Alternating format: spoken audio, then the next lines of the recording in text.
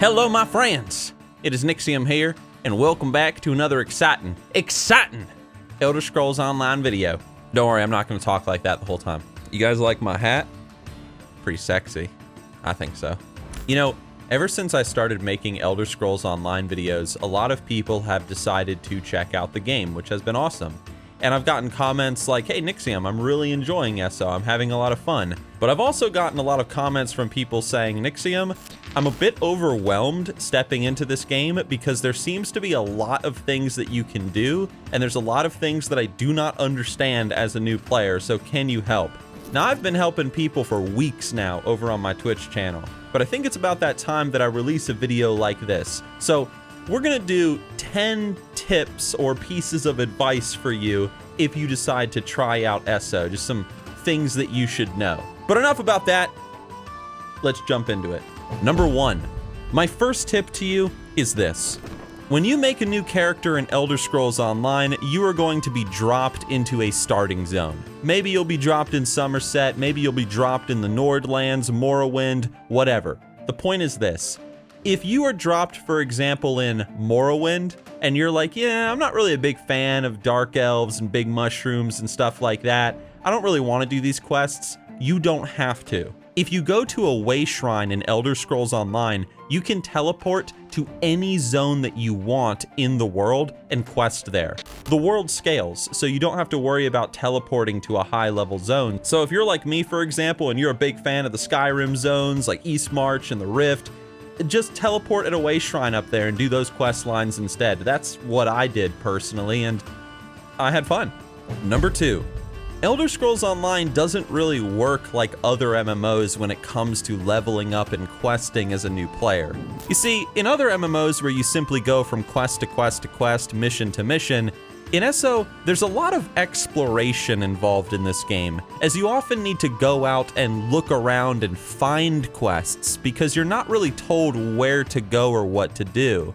Now, on these adventures into the unknown, you're going to find a ton of things that you can do in the game that just adds to the experience. You're going to be doing delves, you're going to be finding crafting recipes and doing crafting, you're going to be finding sky shards, discovering lore books, you might become a criminal, you'll find treasure maps that lead to treasure chests, you'll be doing stuff for your player house, and just a hell of a lot more. There's a ton of stuff to do. It's not just go from quest to quest to quest. That's boring, and luckily there's a lot more content in ESO than just that. Number 3, you might be wondering, what the heck is a sky shard? What are you talking about, Nixium? Well, sky shards are a form of currency in Elder Scrolls Online. As you travel around the world doing whatever, you'll find sky shards, and if you collect 3 of them, you get a skill point that you can spend on a new ability or passive or whatever you want. So while you're questing in the world, keep your eyes open as these things are hidden all around the world in delves, everywhere.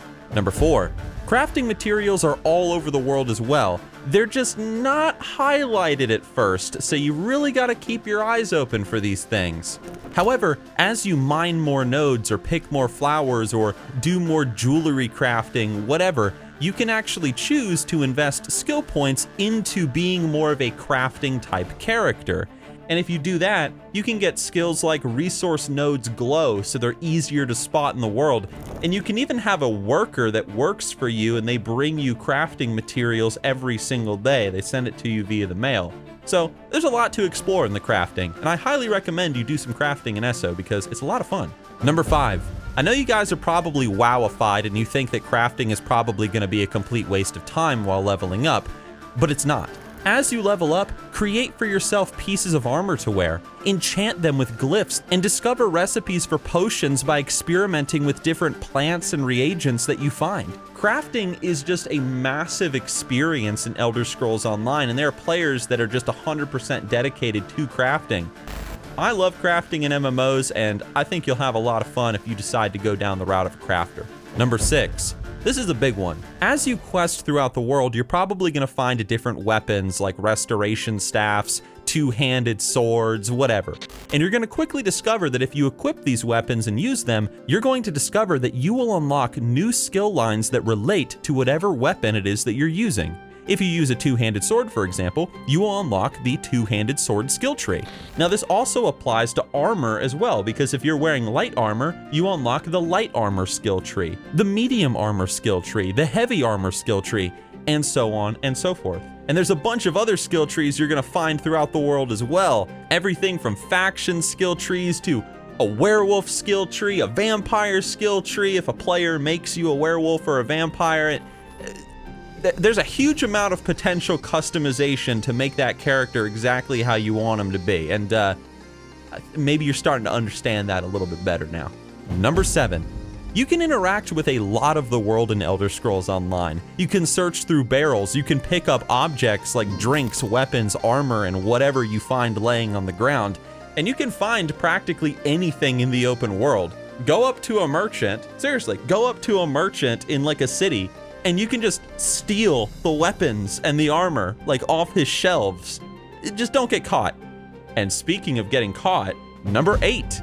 You will find that in Elder Scrolls Online, you can be a criminal. You can steal stuff from people. You can murder people in this game, NPCs. You can be wanted by the law, and you can even get a bounty on your head if you're caught committing crimes in cities. This is gonna make it so the guards are gonna kill you on sight, and it's gonna bar you from entering into towns and villages. However, luckily, there are underground organizations beneath many of Esso's cities that will not only buy your stolen goods, but they will help clear your bounties as well. And you can even put skill points into a special skill tree to make you a better thief, a better murderer, and just a better criminal overall.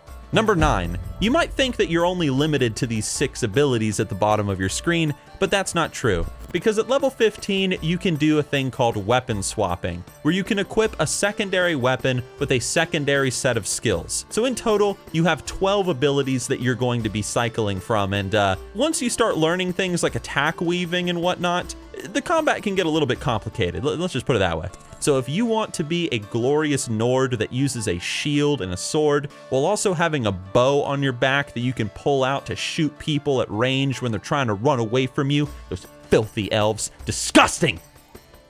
Well, you can do that. And finally, number 10. This is the big one. Like, Jesus, this is the big one. You do not need to buy all of Esso's DLC. There is so much freaking DLC in this game, it's gonna blow your mind. All you gotta do is this. If you wanna try out the game, buy the base game. Costs like nothing. There's like 1,000 hours of content in the base game by itself. But if you play it and you're like, man, this game's pretty fun, then consider becoming a subscriber. Because if you become a subscriber, you get all the DLC for free, except for whatever the latest expansion is. Right now it's Somerset, Elsewhere is about to come out, so if you became a sub right now, you'd get everything, except for Somerset. You get the Dark Brotherhood, you get the Thieves Guild, you get this, you get that. So do not spend like hundreds of dollars like buying all this DLC. Just become a sub if you like the game, okay? That's probably the biggest tip.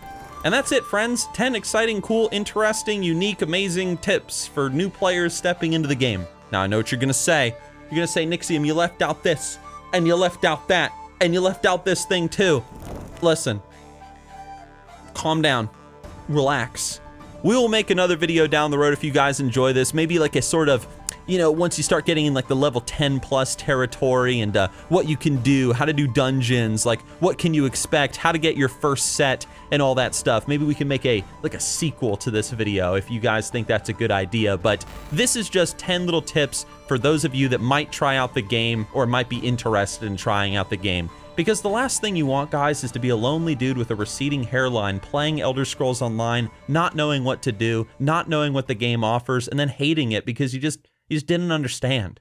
You know what I mean? You guys know what I'm talking about. I hope that you guys enjoyed the video, however. If you want to support the channel, you hit the like button. If you want to subscribe to the channel, you hit the subscribe button and the bell. If you want to support the channel more than that, you just become the patron or the YouTube community member. I will see you with my next video. Stay frosty, stay cool, and remember, never trust an elf.